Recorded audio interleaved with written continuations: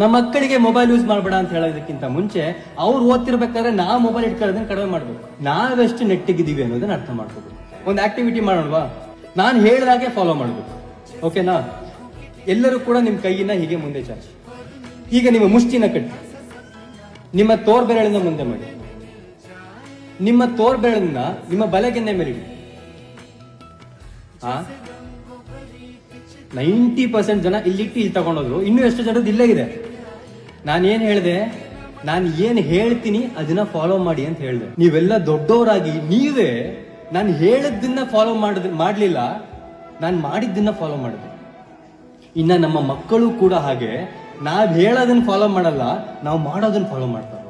So ಇನ್ಮೇಲೆ ಮರ್ಯಾದೆ ಕೊಡೋದು ಕಲಿಯೋ ಅಂತ ನಿಮ್ಮ ಮಕ್ಕಳಿಗೆ ಹೇಳೋದಕ್ಕಿಂತ ಮುಂಚೆ ಮಕ್ಕಳ ಮುಂದೆ ನೀವು ಇನ್ನೊಬ್ರಿಗೆ ಮರ್ಯಾದೆ ಕೊಟ್ಟು ಮಾತಾಡಿ.